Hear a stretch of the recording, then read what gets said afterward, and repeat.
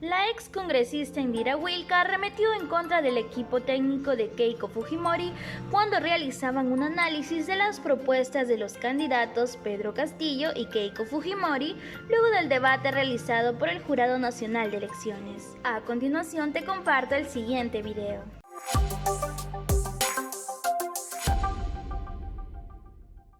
Yo quisiera decir, sobre todo a la gente, a la ciudadanía, al pueblo que he escuchado, que hoy día, más allá de las diferencias que vamos a tener en esta mesa, por supuesto, siento que ha ganado el cambio, la voluntad de cambio en el país.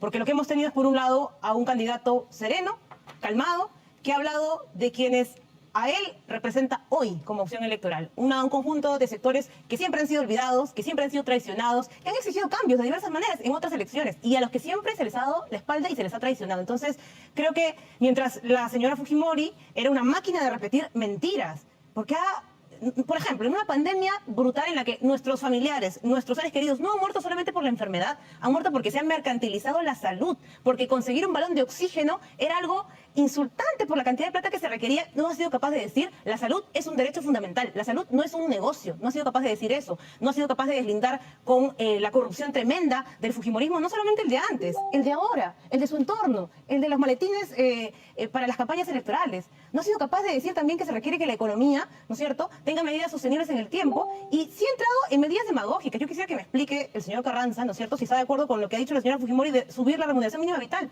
Cuando usted, yo lo recuerdo claramente, en el debate de la remuneración mínima en la época de Humala dijo que no se podía aumentar la remuneración sin una evaluación de la productividad, que eso era irresponsable. O si le parece también que la señora Keiko hable de un óvulo a la minería cuando usted se opuso al impuesto a las sobreganancias mineras. O sea, que nos regalen un poco de plata a las mineras, sí, pero un impuesto que permita cobrarle a la minería, que ojalá que funcione y funcione bien, pero cuando hay un superciclo de precios, eso no, ¿no es cierto? Pero demagogia sí.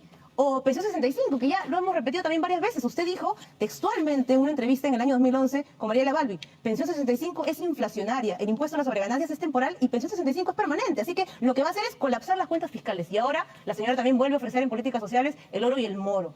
Y eso no es así. Entonces, eso es lo que ha ofrecido la señora Fujimori. Mentira tras mentira, pero con la voluntad de que nada cambie. Yo creo que el país está muy claro que las cosas no pueden seguir como están. Que este modelo lo que ha hecho es simplemente favorecer a unos pocos y no permitir que esas grandes riquezas que hay que aprovechar sean en beneficio de las mayorías nacionales. Y eso está clarísimo en el debate de hoy, y por eso creo que la gente lo ha visto claramente, ¿no? En el fujimorismo no hay voluntad de cambio. Mañana van a jurar, después que han firmado varios papeles en varias elecciones y los han incumplido de manera totalmente rotunda, ¿no?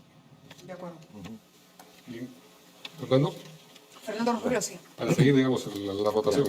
Bueno, en realidad todas las propuestas que ha hecho la señora Fujimori están absolutamente fundamentadas. El propio Luis Carranza lo hizo en el debate técnico y probablemente lo va a seguir haciendo ahora. Pensión 65 puede ser duplicada sin mayores problemas. La señora Wilka dice que Carranza dijo en 2011. Sí, pues, pero estamos en 2021. O sea, ha olvidado que estamos en crisis, que estamos en pandemia, que estamos en problemas. Ha cambiado que todo el crecimiento que tuvimos entre 2004 y 2019, en gran parte, se ha liquidado por este pésimo gobierno de Martín Vizcarra, con ministros izquierdistas como el ministro de Salud, que precisamente impedía que las empresas privadas donaran oxígeno para que la gente pudiera tener el oxígeno que estaba pidiendo.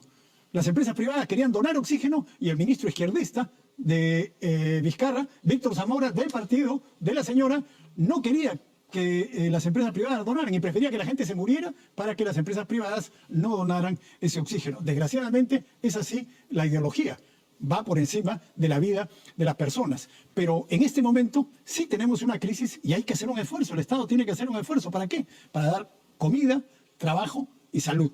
Comida, trabajo y salud. Ese es el resumen del programa de Fuerza Popular y de la señora Fujimori, que se expresa en esos puntos que se han planteado. El canon dice mi amigo Humberto Campodónico que no se puede repartir. Claro que se puede repartir. El próximo año algunos economistas calculan que con la subida de los precios de los minerales habrá unos 7.000 millones de canon. 40% que se va a repartir. ¿Por qué 40%? Porque es lo que no se ha gastado. Los gobiernos regionales y municipales no han gastado el 40% del canon.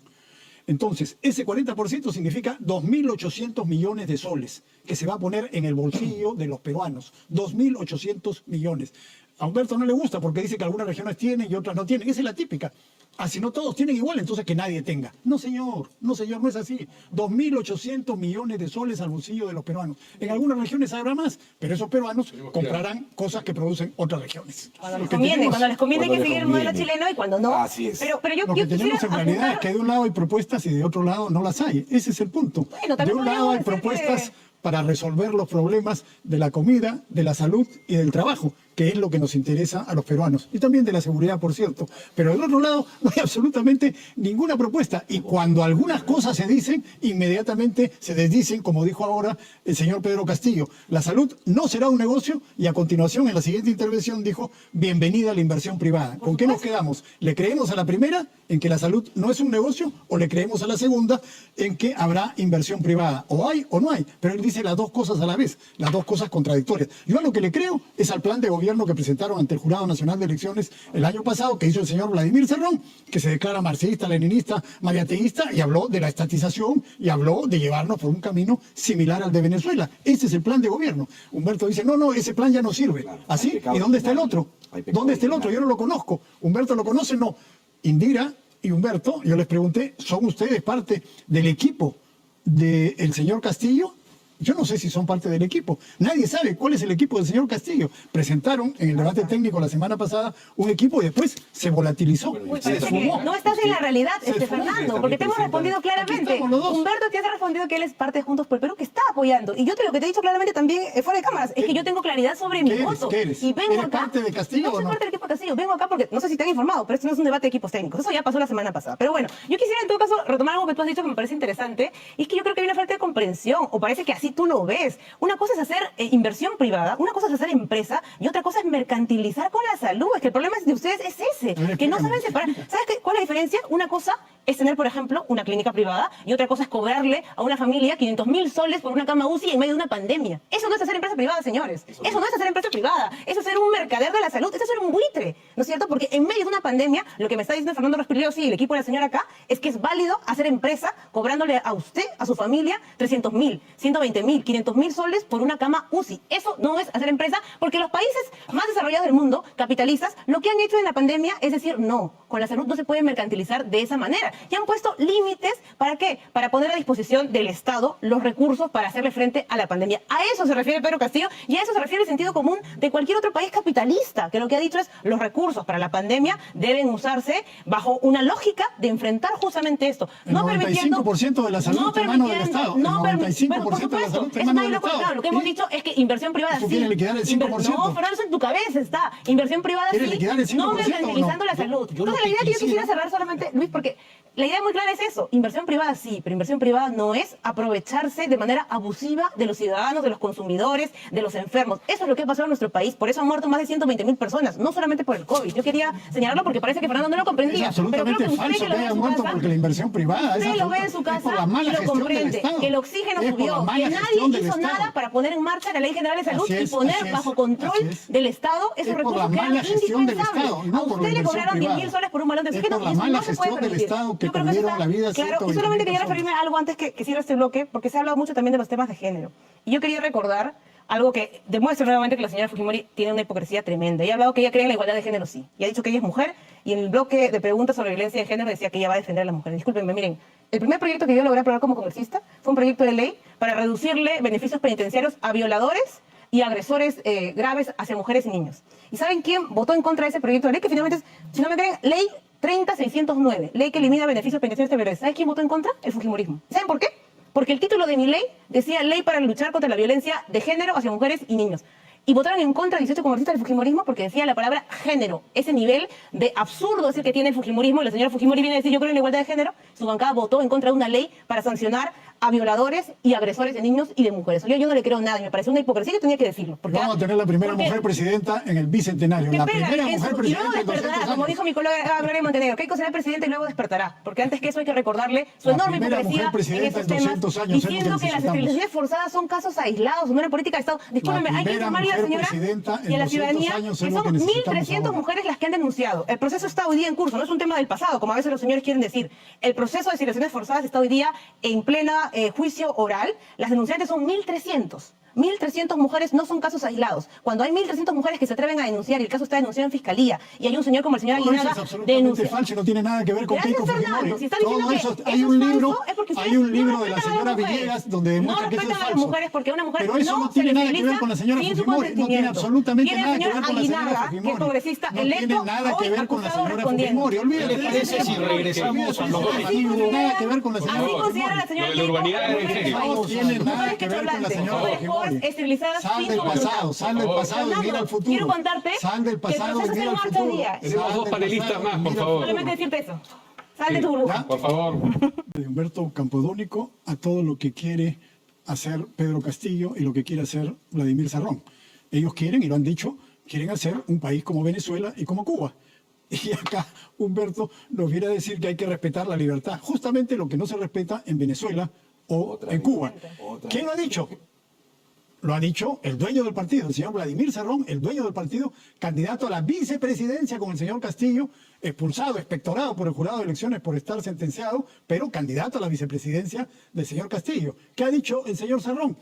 Vamos a llegar al poder para quedarnos. Justamente todo lo contrario a lo que dice acá Humberto. Pero Humberto no tiene nada que ver. Él se sienta acá, pero él dice que no es parte del equipo del señor Castillo. El señor Cerrón sí es el dueño del partido de Castillo. O sea, hay una gran diferencia. Humberto tiene buenas intenciones. Cerrón tiene el poder, como lo acaba de repetir Waldemar Cerrón, el hermano de Vladimir Cerrón, y ha dicho, acá los que mandamos somos nosotros. Y como lo ha dicho ¿quién? El congresista electo de Perú Libre, el señor Bermejo. El que corta el jamón es el señor Cerrón. Lo ha dicho y todos lo hemos escuchado. Ahora, lo que preguntaban ustedes, las instituciones, Fuerzas Armadas y Policía Nacional. El señor Castillo no tiene nada sobre esto. Dice que las rondas campesinas. No, no, no. La seguridad ciudadana no es responsabilidad de los ciudadanos. La seguridad ciudadana es responsabilidad del Estado. Para eso pagamos impuestos, para que el Estado nos dé seguridad. Los ciudadanos debemos y podemos colaborar, por supuesto. Tenemos que colaborar con el Estado a través de las juntas vecinales, de las rondas campesinas, de muchas maneras. Pero la seguridad ciudadana es responsabilidad del Estado. Y es al Estado, al gobierno, al que le tenemos que exigir que nos dé seguridad. Y para eso nosotros tenemos un plan. Tenemos un plan para luchar contra la inseguridad, sobre todo para luchar contra los delitos que nos preocupan a la mayoría de los peruanos. Los arrebatos, los robos de carteras, de celulares, los delitos callejeros, el requeteo, fortaleciendo las comisarías, fortaleciendo la investigación criminal, fortaleciendo el patrullaje inteligente y con una policía comunitaria, una policía de cercanía. Así es que la seguridad ciudadana tiene que ser una tarea del Estado y tenemos que exigirla al Estado. No podemos desviar eso. No podemos decir, que los ciudadanos se defiendan solos. No, no, no. Los ciudadanos tienen que colaborar, pero el Estado es el que tiene esa responsabilidad. Y el señor Castillo no nos propone nada sobre este tema. Y las Fuerzas Armadas tienen un papel que cumplir en la defensa nacional, pero también tienen que cumplir un papel acabando con el terrorismo que todavía subsiste en nuestro país, el terrorismo del Brain. Ese terrorismo con el cual ellos tienen relaciones, como ha quedado ampliamente demostrado a través de Alex Pimentel y del señor Guillermo Bermejo. Está demostrado por la Dirección contra el Terrorismo, una excelente unidad policial, y por la Fiscalía. Ese grupo terrorista de Brain tiene que ser acabado. Y ahí hay una tarea inconclusa de las Fuerzas Armadas y de la Policía Nacional que pueden y deben hacerlo en el plazo más breve posible. Acabar con el terrorismo es una tarea inconclusa y tiene que ser terminada ya. De la presidencia de la Comisión de Defensa del Congreso y no hubo ninguna acción, no hubo ninguna reforma, no hubo ningún ejercicio de interpelación a la política, sí, antiterrorista y antinarcotráfico en esa zona del país, que yo estoy de acuerdo, se han cometido muchos errores, pero lamentablemente esos errores que siguen hasta ahora costando la vida de tantos peruanos y compatriotas han sido cuestiones en las que no se ha puesto ningún tipo de preocupación cuando han tenido poder. Acá estamos ante gente que ya gobernó el país y que no ha planteado ningún cambio sustancial al respecto. Eso es algo que creo que no podemos olvidar hoy día, porque se puede decir mucho, pero finalmente los hechos son los que demuestran cuánto realmente hay de coherencia en las cosas que hoy se vienen a presentar. Y eso es lo mismo para la señora Fujimori, una persona que se llena la boca hablando de propuestas maravillosas, pero que ha sido incapaz en esos años como líder política de sostenerla en el tiempo. No ha tenido la capacidad de impulsarlas ni con sus bancadas, ni siquiera con su liderazgo político también. Entonces no olvidemos eso, simplemente recordar que cuando se vuelven a levantar esos temas de asociar al señor Castillo, que ha deslindado una y mil veces, algo que no puede hacer la señora Fujimori, porque si queremos comparar personas, sí sí cuestionables es, hay un candidato que deslinda de las cuestiones que son criticables también en su entorno, pero una candidata que no es capaz ni de deslindar ni con su papá, que hablando de instituciones, llevó tanques y militares al Congreso de la República, por favor, y cuando se le ha pedido que ella niegue que eso fue un golpe de Estado, dicen, no, pues es que era necesario. ¿Necesario? Nunca es necesario llevar tanques y militares a una institución como el Congreso y desprestigiarla también como lo hizo los últimos 3 años. Usted va a recordar cómo fue el Congreso fujimorista, Becerriles, Bartras, Galarretas. Eso no lo queremos nunca más y ojalá usted pueda votar en libertad, sí, por un cambio en nuestro país. ¿Y tú qué opinas de esta noticia? Déjamelo saber aquí en la cajita de los comentarios. No olvides darle manito arriba, suscribirte a nuestro canal y activar la campanita de notificaciones para mantenerte siempre actualizado con noticias nacionales. ¡Hasta la próxima!